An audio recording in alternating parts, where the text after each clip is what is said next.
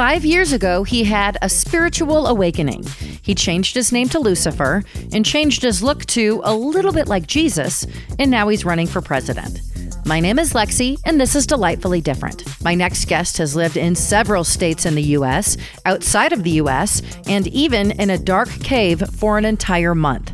He's currently on the ballot in Utah, but he doesn't want to be president. He does want you to vote for him if you're a Utah voter. Why did he change his name to Lucifer? Why is he running for president? Why is he only on the ballot in Utah? Let's find out. Hello, my name is Lucifer Justin Case Everylove. My friends call me Lucy. Oh, and I'm running for president, but only in Utah.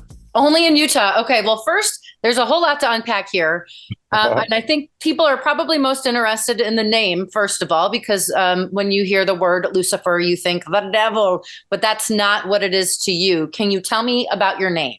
Yeah, those are two different deities. That equivalence was created not by anything biblical or Abrahamic even. It's was created by an author in, I think, about the 17th century, Merton or Moore or something like that. I think the book was Paradise Lost, and he was just looking for a name that would be handy. So he pulled my name out of a hat, out of a biblical hat, and created that association. And it's been very persistent for a few hundred years. But if you imagine for the majority of the time that that name's been around and, the verses that it is in, it was not, that association was not the case for at least a good century. And so we're bringing it back, baby. And restoring it hopefully to its rightful place is just a beautiful name. That's what a lot of the folks that I was signing up, voters that I was signing up in Utah so I could get my name on the ballot. That's what they said. A lot of people was like, oh, it's such a beautiful name. It's like, thank you. And Lucy for short, which they also use on the cartoon Disenchantment. I don't know if you've ever seen that before. I haven't. No. There's a character named Lucy, full name Lucifer. Okay. When did you change your name to Lucifer, and why did you change it? It was about 5 or 6 years ago. I had a spiritual awakening, and also at the same time, I've been working on this project using big data, searching natural language for patterns, psychographic patterns, so like, how like Facebook kind of knows you better than you know yourself in a weird way. Yeah.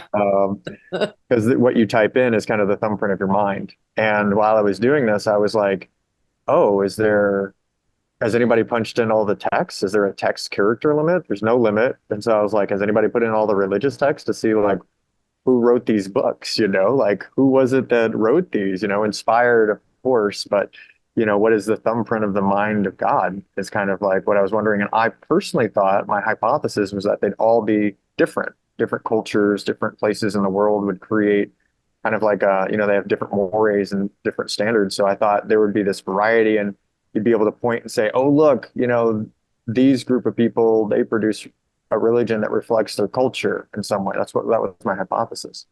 I was totally wrong. I was amazingly wrong. When I punched in all the religious texts, they were all 100% on one facet of personality. They varied on the others, although there was some consistency. But they were all nearly 100% maxed out on one facet of personality. So it's openness, conscientiousness, extroversion, agreeableness, and neuroticism. Huh. That's Ocean, the big 5 factors of personality. Which one do you think it was that they were maxed out on? I don't know. Which one was it? So we're going to guess. I'll go backwards. Neuroticism, agreeableness, extroversion, conscientiousness, openness. Openness? It was openness. Really? I was like, whoa, what does this mean? This is like amazing, And so that really, realizing that had an effect on me. And this is everything from like the Bhagavad Gita to like Gilgamesh even, the Dhammapada, the Kojiki, which is a Shinto text, all the Abrahamic ones, the Bible, the Torah, the Quran. And, all of them were like nearly 100%, like 95 to 100% on openness. And I was just like, that's amazing. That tells me that the people that wrote these works, what they did was they got really open and they became like a channel for, spiritual revelation. And, I thought, wow, that's like, that's just like spinning around in the back of my mind. And I've kind of had a different spiritual journey than I used to have, prior to 5 years ago. much more inspired spiritually in my journey. And yeah, I was like, okay, well, maybe I'll just live a life kind of like committed to openness. And then it got weird. It got really Okay. weird and wild, and like got lost in the ocean and fell off of mountains and hiked all these pilgrimages. And, you know, I did these things not with the promise. I meditated in a cave for 30 days. That was a wild one in Okay. darkness. And Wow. yeah, I was doing all these weird and wild things, kind of just with the idea of like maybe spiritual hacking. You know, it's like normally they say, well, if you meditate in a cave for a month, then you will X, Y, and Z. And I'm like, don't tell me the promises. I don't need the promises. You know, I'm not here for the power. I'm here for like, okay, that ritual was valuable enough that the people who did it came out of it with something that they wanted to like create a sales pitch of promises so that other people would go do it. And I was like, well, Yeah. I don't need the sales pitches and the promises. I just know that that ritual is something like a pilgrimage on the island of Shikoku in Japan, you know, and like meditating in the cave for 30 days in darkness. These are like really ancient, esoteric, almost monastic practices. And so I was doing all of those things and, you know, having a lot of near death experiences and also meditation and medicine. And the name came to me. And it was Okay. like, are you ready? Like, are you willing to do even this? And I was like, I'm ready for anything. And It's pretty I'm open. open, Yeah. as long as it's nonviolent. That was my Okay. one exception to the rule. I was like, I used to train people in nonviolence, and and originally it was kind of almost like a strategic um, position for nonviolence. Nonviolence is actually more strategic because it has like a higher rate of recruitment and retention than violence, especially for political purposes. So I was like, I'm not going to engage in that. Um, and then that commitment morphed kind of from a strategic commitment almost into a moral commitment, and then eventually into a spiritual one. So I feel that there's they talk about satyagraha, which is like there's a force, a power that comes with speaking the truth. That was like you know, a Gandhian principle. They talked a lot about satyagraha, and that was used in the civil rights movement in the United States to kind of inspire people to also remain nonviolent. So that was kind of like my one exception to the rule. There's always one exception to the rule, but I was open to everything, barring violence. And yeah, I was like, okay, are you ready to walk into this ocean? Are you ready to live this life and take this name and, you know, see where the story goes? It's like, there is no name, there is no being, there is no spirit beyond the boundaries of love. And that's why my last name is Everylove. Okay. And you committed to this as well. You legally changed your name to this. This is not like you're there. So Ryan Cowley, the director of elections in the lieutenant governor's office, called it a nickname, but it's not really a nickname. Justin Case is my DJ name, so that's the nickname I put on the ballot. So That's what now they're it referring says, to. yeah, I don't know which one they're referring to. I think the calls they're getting are probably about my primary name, which is like, you know, top level domain for your name is the passport, and it's on my passport. Right. So but yeah, I think they're going to have like some conversations about nicknames on the ballot, consequent to me putting my name on the ballot, but it is actually my name. So Right. it's kind of a, I think they're kind of confusing it, but just in case, you know, it's my DJ name, but I also like used it on the campaign trail while I was collecting signatures, you know, just in case you can't vote for the other two guys, you know, uh, I'm there for you, you know. I like it. Now, some people, it had been reported that some people commented that it seems unprofessional and shameful to have someone with that name on the ballot. I did not say that. Other people have said that. Yeah. What do you say in response to that? Say I love you, and there is no name, there is no being, there is no spirit beyond the boundaries of love. Okay, I like And, it. You and I seem would prepared with that answer too. yeah, I would encourage anyone that really has a problem with it to look up the Bible verses. I think that's usually the premise of their opposition, and show them to me. You know, when I was out collecting signatures and somebody had a problem with the name, I'd be like, show them to me. And you know, there's always like one person who will take you up on it. And they're like, let me start looking, and they start looking, and I'm like, I'll wait. You know, like I got time. But like nobody can show you the verses because they don't exist, right? It's all this like 17th century fictional book, right? Right. That created the association. And so, yeah, part of what I'm doing, I guess, I mean, I don't really know what I'm doing. Part of what I'm doing is rehabilitating, hopefully, the name and association with the spirit, because it translates into a messenger of light. You know, Luce means light, Fairy means bringer, and that's beautiful.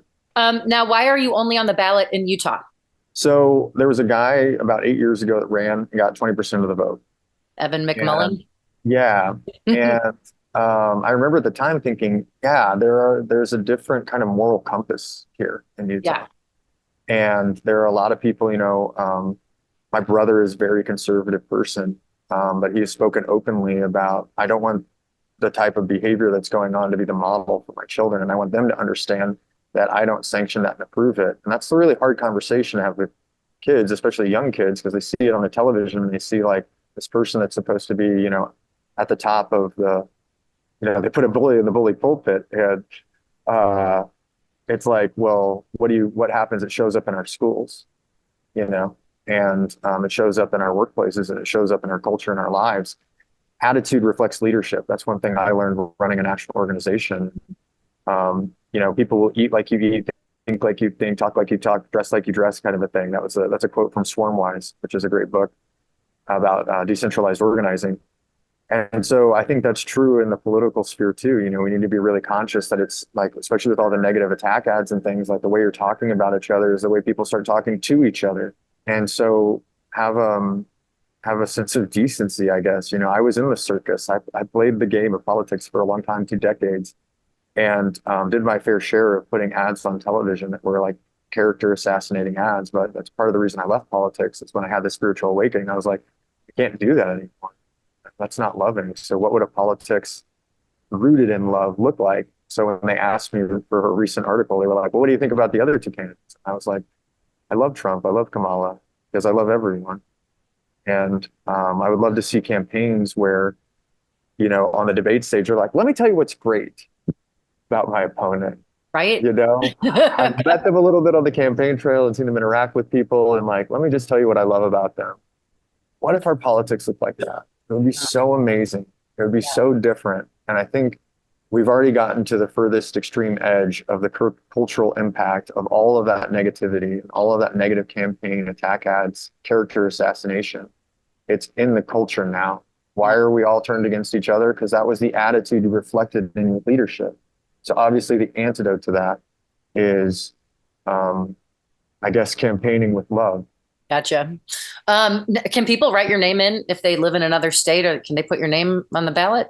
What I would say is I don't want to be president. Okay. So please don't. Please don't. Okay. This is really about Utah, and it's about who the electors are. You can't vote for president anyways. So I don't have slates of electors in other states. So a vote for me, go for a different unaffiliated candidate if you're feeling that way. Chase seems pretty good. I don't know him personally or anything, but he's got some highlights. And so in another state, you need to have a slate of electors. And my strategy is primarily about Utah, where I have a slate of electors, and they're the wives of the presidents of the LDS temples throughout the state. Yep. And the reason I picked them is because I feel like Utah voters can trust them. And they're people that, I could have picked politicians, I guess, but haven't we had enough of that? I think at least for the trust quotient, it's going to be very high. And if they're sitting in that state house at the Electoral College, I trust them to make a moral decision. I don't know them, but I trust them, And I think that what Evan showed us is he was kind of like nudge, nudge, wink, wink. I'm LDS, I'm Mormon too, right? It was kind of the under the radar sales pitch. And so I was like, well, if that worked to 20%, how about we just put it on the elector list and see what happens? Because you think you're voting for president, but you're actually voting for electors. Right. And so when the people of Utah, send back in their ballots or go into the ballot box on election day, they should know that they vote for electors. And who are the electors they want at the state house? My electors are the people of faith of this community, who I think the people of Utah trust inherently. Okay. All right.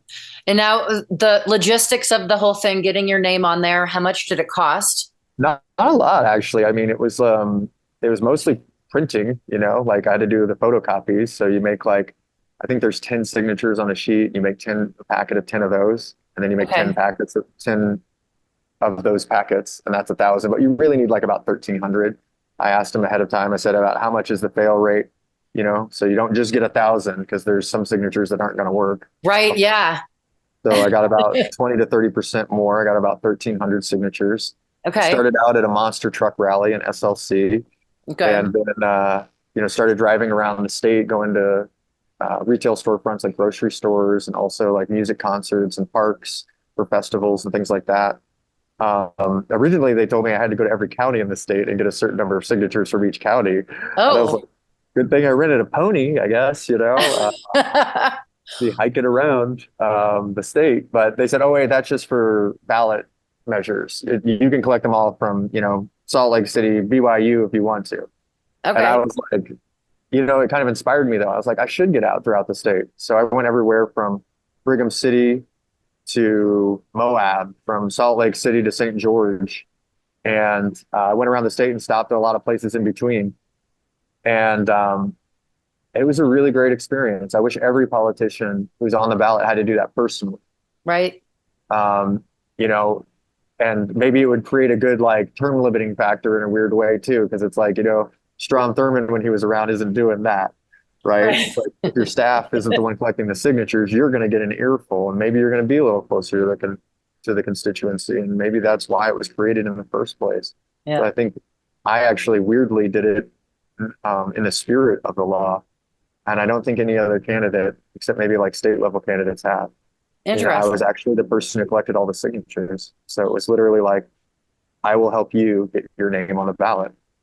How did the people in general receive you? Obviously, you got over 1,000 signatures, and so they must have received you positively. Did you get negative feedback as well?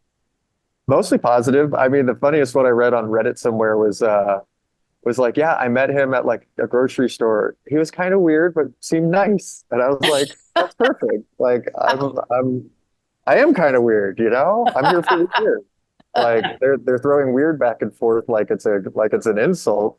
They're Right. like, you're weird. No, you're weird. And I'm like, hey, I'm weird. Okay. I'm the weirdo in this race, at least in Utah. And like, weird isn't a bad thing. And again, I just want to remind the folks that are running for office, like, children are listening. And so, you just made weird a bad thing all over again. Right. Right. We're doing work pretty good to get weird to be like a good thing for a while, it's coming back. And then Right. all of a sudden the people at the top, are like screaming at each other on television, you're a weirdo. And I'm like, that's not a bad thing. And there's kids out there that are weirdos, and now they're going to get bullied by that word, or they're going to know that they've been called a weirdo. And now look, even both the people, everybody agrees that is a bad thing. I don't think it's a bad thing. I think being weird is a great thing, and seem kind of nice. It's like, good. That's like exactly how I want to come across. I just want to I want to be like upfront, kind of a weirdo, but let's have a pleasant conversation and talk about what you're interested in. And people would ask me like, well, what party are you running with? And I would just tell them like zero party. And they were like, sometimes they just grab the pen and sign right then. Just sign it. Yeah. And sometimes they'd say like, well, like, why are you running? And I would just look at them and go, do you own your government? We all No. know the answer to that question. It's even scientific now. Like somebody did a study on it. There's a 0% correlation between what we want and they do. And so that's why I'm running, because that's my I told people my bio is my platform. If you look at my past, which is kind of just like a past life before all of this, I went state house to state house to get free and fair elections, free from the corrupting influence of outside interests, now foreign governments, who print their own money by Facebook ads and stuff, but also fair enough that any person, any citizen can run for local office or state or federal office. I think that's what we all want, because we all want to be able to look at our kids and say, hey, you can be president someday. You could be, prime minister someday. Everybody around the world wants that ability. That's equality in a big way, because it says you can dream the highest dream. You can dream the most you want to be, and there is nothing standing in your way. That's what, when this country is at its best, that's what America is. And I believe we need to bring that back. Okay. It seems like that's kind of your platform. Of sorts. Okay. You're not voting for me. I'm just telling you what I think. Okay. I don't want to be president. Vote for the electors. That's who you vote. Okay. Okay. I'm Lexi, and this is Delightfully Different. I'm talking with Lucifer Justin Case Everylove, who's running for president, but is only on the ballot in Utah. Now, what does your family think about this whole thing? Are your folks around? Are they in your life, and siblings and significant other or anything like that? Yeah, well, my partner is here, like helping out on the campaign trail and just kind of like, keeping me company for the last like push. Okay. But other than that, I just haven't talked about it much to really my friends, because a lot of them are from my previous life, and I'm just trying to keep it to Utah. Nobody in my family lives in Utah. We live kind of all around the country, all around the world. Okay. There's a lot of my family, extended family, that are missionaries. But yeah, this was a really personal decision. I happened to be in Utah, and like I always had this itch about like the race 8 years ago, and I was like, somebody's got to do that again. And I remember flying into Utah again. I spend about half my time when I'm in the States here. Okay. Flying into Utah again, and I was like, well, is anybody doing it? Is anybody doing that again? Is he running again? Right. And I looked at it, and it was like nobody's doing it. I was like, oh boy, oh boy. And so then I looked up the deadline for the signature gathering, and it said it had passed. And I was like, oh, okay, well, this is not my destiny. Okay, like this is not what this is not what I'm here to do. Right. And then I kept reading, and it was like, oh, somebody sued them, and they moved the deadline back. They got sued, and so they moved the deadline back to the original date. So I'm literally like seeing this on the plane, going through this like roller coaster of, oh, well, I guess that's not it. I don't have to do that. Great, that's a lot of work, I don't have to do now.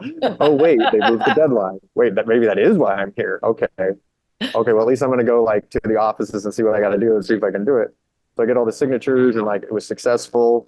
The last signatures I collected was at Pride, and that's what pushed me over the top. And turned in the signatures. I'm going to be on the ballot, and then they're like, okay, well, you need a vice presidential candidate. I'm like, oh, okay. Like, should I pick somebody from here? And so like a few people that I reached out to, especially one, it just like the deadline came. I tried to give them a heads up and be like, have they come in yet? They haven't come in. So then it was like, oh, I'm not going to be on the ballot.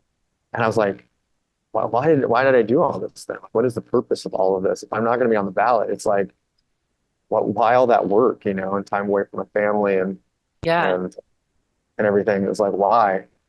I was really struggling with it. And then I started getting the ballots in my email around the state. All the counties are like, they send the ballots to each of the individual candidates. And I was like, I'm on this ballot. Like, I thought like if I didn't give them the beat, like, that meant like no go. But like, I guess this is green light. So I'm probably one of the only people in the history of the country to appear on the ballot without a vice president. Right. And also, you surprised yourself. I like that you did not even know that you were going to be on it. And it seemed like a very last minute decision for you. Kind of. It was very much like I felt a calling to it, like, because it was like, there are a bunch of people here that have a moral objection to the way that the politics is currently being held that reflects kind of the reason I stepped away. I was the person doing a lot of the things that I think they object to in the past. Right. Like I played those politics, I played that game in the circus, and I came to like a spiritual awakening, knowledge of like, I have to walk away from this because I can't continue to be like that person. That's my shadow, and so I need to like walk towards my light instead. And so I'm also the first presidential candidate, I think, in the state of Utah to sign the presidential fair campaigning pledge or whatever it is, Okay. that like some of the candidates here do. And it's like, I'm not going to attack their family. I'm going to keep it like about policy and things like that. And that kind of inspired like the whole sense of, when I talk about the other candidates, I'll be like, look, they're not going to do what I'm going to do. I can tell you the differences. Like if like, the Death Star does blow up because we hit the exhaust port using the Force Luke, like, and I end up in the White House, here's what I'll do. But like, as far as they go, like, I have stories about each of them that I could tell you that are about like love, and so I think that also that fair pledge actually stuck in my brain because I do think about it even in my personal conversations about not saying things that are antagonistic to the other candidates, at least at the level of like making it personal in some way. Right. I mean, you've said several times that you love the other candidates. Exactly. You're definitely exuding that. And you speak about your previous life before 5 years ago, before you changed your name. And it did have a long career here. first of all, you have gone to a lot of schooling. You're well educated. Can you tell me a little bit about the schooling that you've done? Yeah. So my parents were missionaries, and when they got back to the States, they kind of moved around Okay. a lot, even within the city that I kind of mostly grew up in. But, I was born in Jackson, Mississippi. It's where I first met my mother this time around. And then we moved shortly thereafter to St. Louis, where my grandma and grandpa lived. Okay. And then eventually we settled down in Indiana, Indianapolis, northern Indiana, southern Indiana. By the end of it, I would kind of had experience in all kind of quadrants of the state. And northern Indiana is very much like the north, like, almost like I'd say like Pennsylvania or New England has a vibe, Michigan vibe to it. And then the South is very Yeah. much the South, right? It's like very much like a Tennessee, you know, uh, North Carolina. I wouldn't go as far as to say like Kentucky or Alabama vibe, but like it's Right. very much the South. And then in the middle, it's like the point, they call it the crossroads of America because it's the point that's population wise, it has like half the country on one side, half the country on the other side, half the country north, half the country south. So you have this like really interesting combination of cultures in Indianapolis, which was a great place to grow up. Not that I liked it that much growing up, but I do have a deep affection for the experiences and the connections and the knowledge that that gave me. Right. And then the reason I told you that is because then when I went to college, I kind of like skipped around. Like I went to college early. I left high school early at 16 and went to college and went to a local college that was private. And that was like the longest loan I think I had. Still had that one like decades later. But then after that, I was like, I gotta get out of here. So I hopped in a car and drove all the way to Boston. There's 400 colleges here, and one of them's got to take me, right? Right. Found a great college there that I stayed at for a year, Northeastern. Okay. There was a lady in the registrar's or the bursar's office or something that like helped me figure that out, because she kind of got to know me a little bit. She's like, you're the kind of kid we want at this place. So she really made it so I could even go there. I got half tuition scholarships.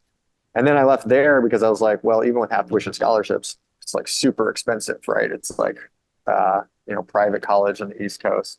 Yeah. And they want you to go there 5 years. I wasn't so sure about that, but I knocked out a bunch of the prerequisites and then came back to Indiana University is where I finished up my undergraduate. Okay. And wrote a thesis and, did a bunch of like those kind of things. Learned a lot of caving down there, which was awesome. Became relevant later on when I'm in like Maysai, where the kids are trapped in the cave and things like that. So, does that answer your question? Yes, it does answer my question. And you spent in your previous life, a lot of time in politics. You've mentioned it several times in this interview, and I did a little bit of research. You've done some commentary on television. Can you tell me a little bit about the TV appearances that you've made in your? Yeah, I used to go on Fox News all the time. It was a blast. I mean, like, if I could choose to do anything for the rest of my life, just for like sheer like pleasure, I've really tried to live a life of purpose. And if you look at my psychography, it's like I'm not driven by pleasure. I'm driven by like purpose and curiosity. And so, but if I could just do it based on pleasure alone, I would go on TV and argue with people every day. It was so much fun. They used to call me the heavy bag. If you know boxing at all, that's the one that's like the big bag that's like swings and it's like makes your knuckles bleed kind of, because I feel like everybody else would go on those shows, and they'd be kind of like, they get kind of pushed around, right? Because Yes. they didn't grow up like I grew up. I grew up in a conservative household where people argued about politics at the dinner table. And so like I was prepared for it. I know what this is, Right. My friends would ask me like, well, why do you go on Fox News? And then I'd show them a clip and they'd be like, why do they keep letting you go on Fox News? The television, Right. And it's not just Fox News. You were on the other ones as well. You've been on several different news entertainment. Headline, CNN, BBC, something I think. Okay. A lot of local stations too, but also things like foreign outlets like BBC, RT, CTV, I think is what it's called, stuff like that. Okay. And can you tell me about the Wolf Pack? Yeah, that was what I told you about earlier, going state house to get free and fair elections. So Okay. two ways to get an amendment to the Constitution. One is through Congress. But if Congress is the problem, is what they said in the Federalist Papers, what shall we do? And so like the day before the original convention where they were constructing the Constitution, they're like scribbling it in like, oh, let that in this like, and then the states can propose one. and Congress will call it. But unfortunately, what that did was like put it back in Congress's hands in a weird way. So if Congress is the problem, it's still hard to get them to call a convention to fix the problem, right? Right. But we did a lot of great work getting states to pass resolutions calling for a convention to fix our election system and remove the corruption, make it so anybody can run. And that solution, whatever that looks like, would be discussed at that convention. But the strategic value of it is that most amendments start with a push at the state level for a convention, and then Congress capitulates and says, okay, we'll just propose it, and if 3/4 of the states want it, you can have it. And so we were doing what has been the most successful way to amend the Constitution in the past.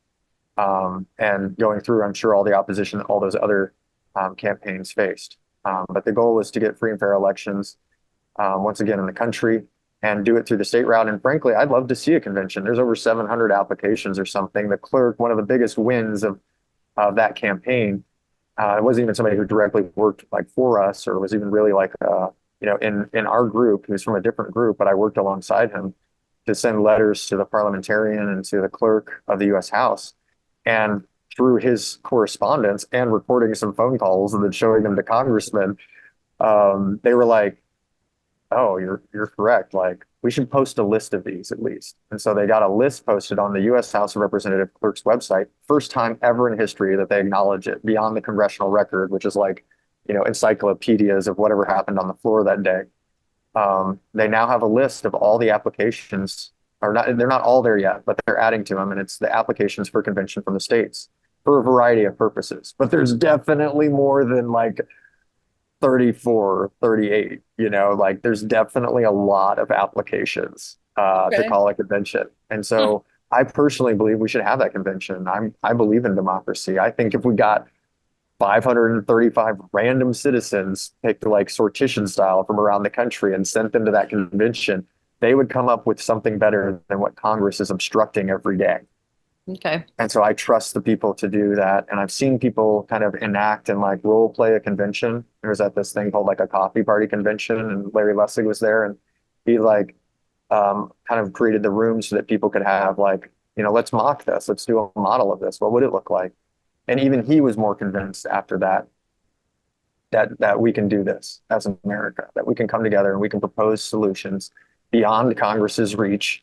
And then we can go back to the states and say, hey, look, if 38 states want this, it's probably something that belongs in the Constitution, because 90% of Americans plus want it. What was your position with Americans Take Action? I was president of Americans Take Action, but it's probably the only thing I'll be president of in my life. I'm under no illusions about the reality of my chances. But it was an organization I created, and the really interesting thing about Americans Take Action, which we never really got to bring from vision into reality, was how we constructed the organization. It was an organization in the bylaws that says, if you're a member, you get a vote. And there was voting about the board of directors. There was voting about the yearly plans. And so people could have, on the board of directors, could have different plans for competing for what you think the organization should do with the resources we had at the time, right? So you get a bunch of members giving you like a sustaining contribution every month, but what they get in response to that is they get to look at the plans, that are made by different groups on the board of directors, and then say, hey, we're going to vote and we like this plan the best. And that was like where I really was going with Americans Take Action, was creating like a digital native like membership group, kind of mixed with like a more traditional kind of like dues paying, you have some voting power kind of group, and merging those two ideas together. That was really the heart of it. I had a theory of change that said, if we just do enough wacky, artsy activism, get enough, impressions, enough attention, like get enough press showing people like, hey, we're the people doing the thing, like at one protest, the person we were protesting was like, it's just one guy. And I'm like, yeah, I am just kind of like one guy, but there was actually like 5 of us there, but like, I feel like one guy, right? Like times, so like, yeah, my theory of change is we do enough good stuff, it'll get enough attention. And then the people who are, cutting the checks and giving the contributions will step in and like get this thing going. So we did get some membership contributions. But The big checks never came in. I think it was because we were kind of on the edge, riding the edge of like, I'll tell you a funny story. My own PR guy called me a terrorist. He's like, they're calling you a terrorist. I don't know that like I could keep doing this, man. He was like, because we dropped like a giant banner inside the baseball game, one time. Okay. The presidential candidate of the time was supposed to be like showing up to throw out the first pitch. So we got this giant banner and we dropped it, and it was like, people were talking on the late night shows about like, well, how did they even do that? I can't even get a water bottle in, Right. like these guys got a banner in, and like, when I got through like Secret Service security protocols twice, where they locked down the room, like you could be like the campaign manager for the candidate that's speaking and they will not let you in the room. Well, and I read that you threw some Russian flags at Donald Trump. At the feet, of Mitch McConnell and Donald Trump. Yeah. You did. Capitol. But I protested a lot of presidents, Right. There's a protest online where we're talking about jobs, not cuts. And that was when Obama was in. So, I've worked for a lot of elected officials, and I've protested a lot of elected officials. Okay. And, what's interesting is I was kind of establishment by day and rabble-rouser by night. That was kind of my MO in those areas. Because some people just knew me as like, the ads guy or the guy on television. And other people knew me as like the guy in the streets that's using like the color copier at work, Fight Club style, to print out, protest posters. So it was an interesting one. It was wild and weird before the awakening for sure, but it just took it to a whole new level, Well, we've got 2 minutes left before it's going to kick us off. So ultimately, don't vote for you, even though you're running for president. Wait. If you live in Utah. If we live in Utah, vote for you. Everybody else don't. Yeah. If you're around the country, vote for somebody that has a slate of electors in your state.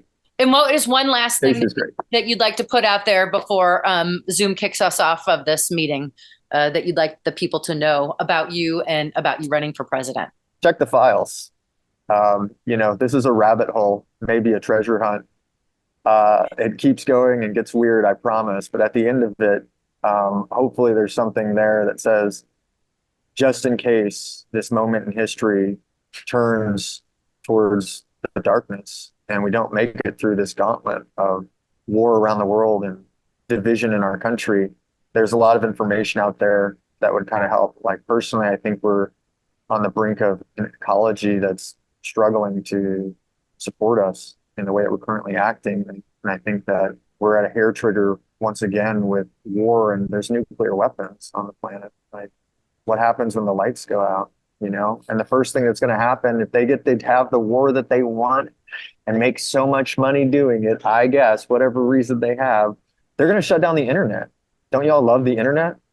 I love the internet, you know?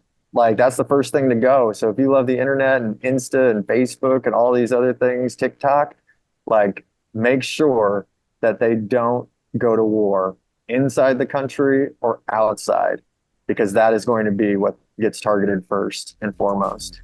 All right. Well, on that note, I'm going to thank you so much for taking your time. I very much appreciate it. Lucifer Justin Case Everylove. Lexi, thanks for having me on your podcast. I really appreciate the conversation. You can find links to Lucifer and some of the things that we talked about wherever you get this podcast. Thanks for joining me on this episode of Delightfully Different. If you or someone you know lives life differently, I'd love an interview. Email me, lexiontheradio@gmail.com. That's LEXI ontheradio@gmail.com, or go to delightfullydifferentpodcast.com and have a delightful week.